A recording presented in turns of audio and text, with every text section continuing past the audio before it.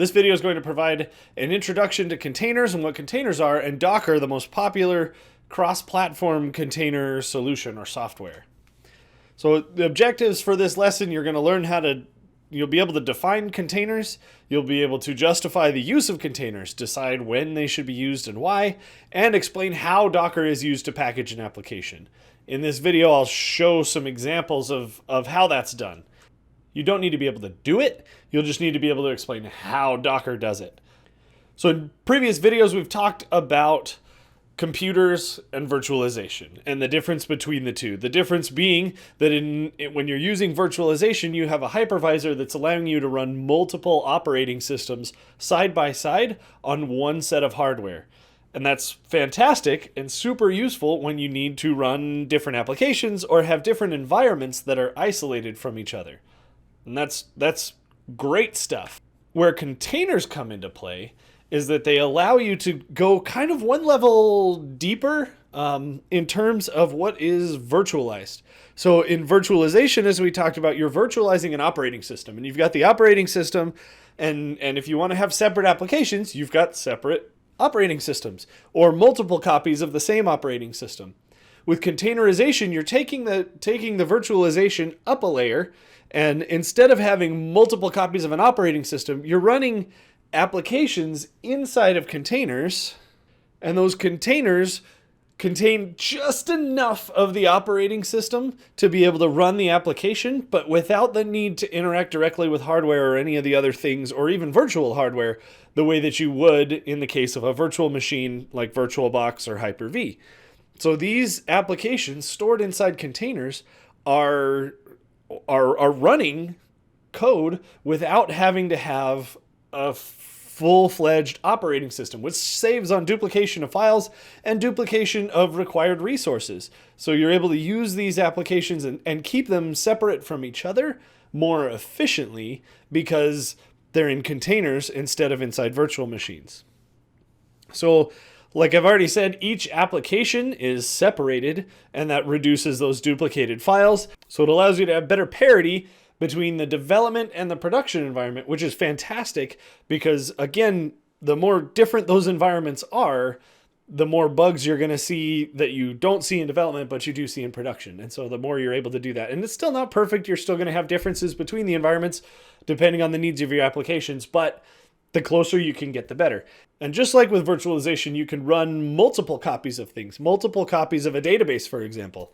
A lot easier than you could if you were running the database on your local machine, but with the added benefit of that better efficiency. So Docker, as I mentioned, is the most popular, the most widespread currently way to do containers, and it's cross-platform, which makes it really, really easy to run on Windows or on a Mac or on Linux, and so you can run it in development, you can run it in your deployment environment, and Docker just really works in all of those environments. And it's just a tool to build, test, and deploy containers. So that is what it does. So I'm going to show you how it works, and I just want to talk a little bit about installation. You can go to this website and download and install Docker. For Windows, there's one little note that unfortunately for now, Docker requires Hyper-V, which means it won't work if you have VirtualBox, which means if you have VirtualBox installed, you're probably better off creating like a Linux virtual machine or Ubuntu or whatever and installing and running Docker there as opposed to trying to run Docker on Windows if you need VirtualBox for something. You also have the option of using the Docker toolbox, which connects to VirtualBox. It's a little bit more complicated, not insurmountable, but it takes a little bit more reading to kind of get up to speed on that. And once you have Docker installed, all you have to do is run Docker run hello world. And hello world is a containerized application created by the folks at Docker that makes it easy to test if Docker is working. So I'll show you what that looks like. So here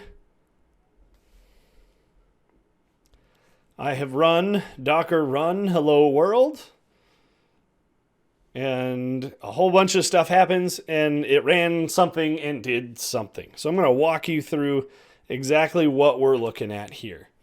So first you see at the top, I ran the command docker run hello world, and it says unable to find image hello world latest locally. That is Docker saying, hey, I looked for hello world on your computer. I don't have it. So I went out to the internet and pulled this application. And that comes from something called the Docker Hub, which we'll talk about in a minute. Once it pulls that, it downloads the image for hello world, and then it runs it. It runs the application that's stored inside that container. And the container is just all of the code for an application packaged up in a bundle that is super easy to run. So just like you might install an application on your computer or run a Python script or something like that, this is taking all the stuff that you need to run the application, packaging it up. And all this one does is prints out what it did. It says what it did. So it says to generate, first, hello from Docker. To generate this message, Docker contacted the Docker client, the application that you ran with Docker, contacted the Docker daemon, which is the service that's running on the computer to make Docker work. The Docker daemon pulled the hello world image from Docker Hub, which is what I just talked about.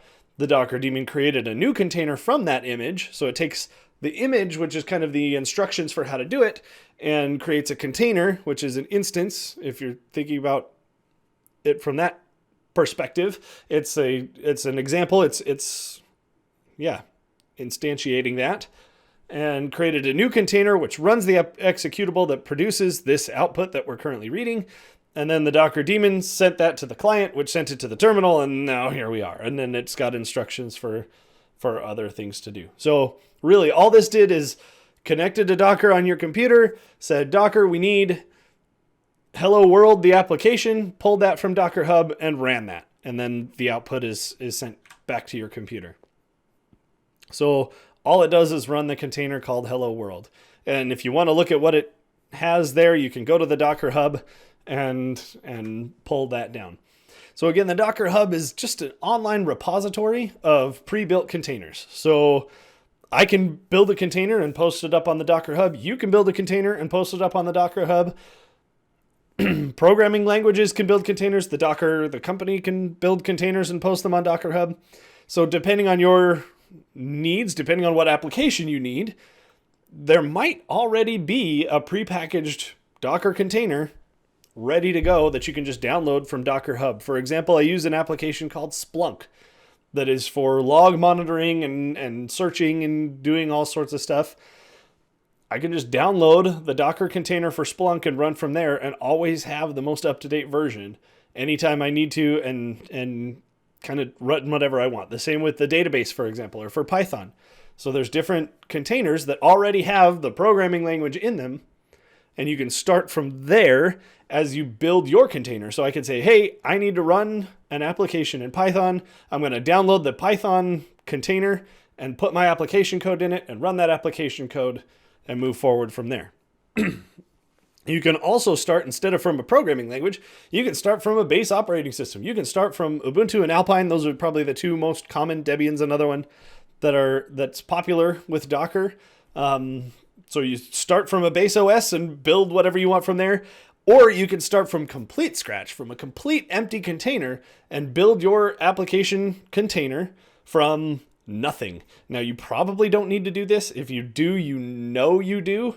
But building from scratch means you don't even have an operating system to start with. You're starting from an absolutely empty container and building up from there. So if you have a very specific operating system that you want to use that doesn't have an existing OS container, then you can start from there. Otherwise, probably just use one of the existing containers. And the Dockerfile is the way that you build your container to do what you need it to do. So the Dockerfile is just a configuration script, basically, that is the commands for building your application.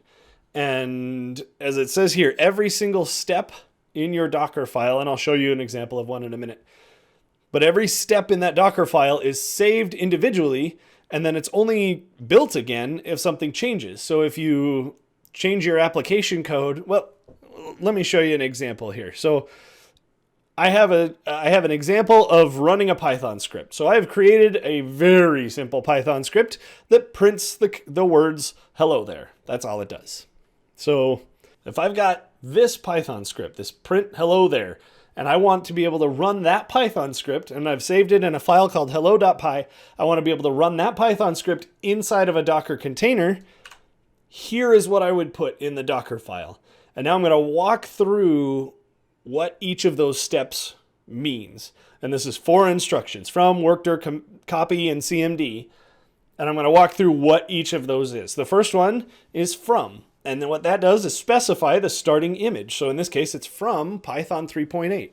So if you go to the Docker Hub, you can search for Python, find the Docker image for Python. And really what that is a Docker container with the base operating system in it. And then it has the Python programming language with whatever version you want installed. And they have versions of the file. So in this instruction here, you've got the image, and then you've got a tag.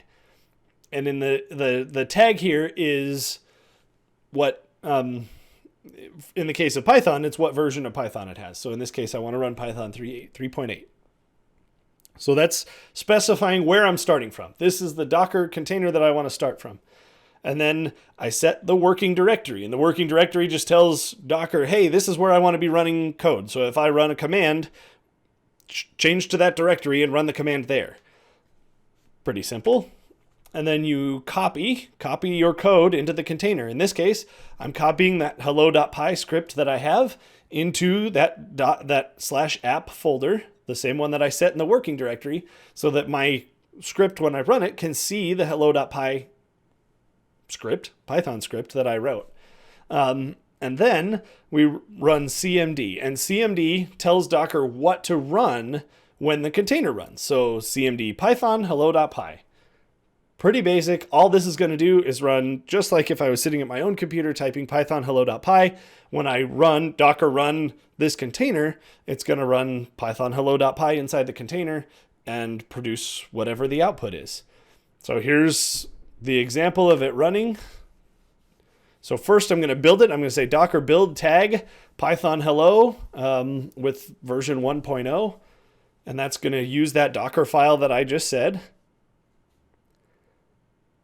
And then it's building all those things. And then it runs Docker run. And then I run Docker run Python hello. The script says hello. Obviously, this was an older version of the script. It didn't say hello there at the time. Now it just says hello. Hopefully you can understand that if I'd said hello there, it would have, if the script said hello there, it would have said hello there here on the command line. And that's basically the crux of it here. We run this command, Docker run Python hello, which is the name of our image that we just created, and it runs it. So to wrap things up, you can use containers to package and run applications. You're taking all the code for an application and shoving it inside of a box that you can then ship to wherever you need it. Just like a container on a ship. Hopefully you're getting kind of what the Docker container imagery is all about.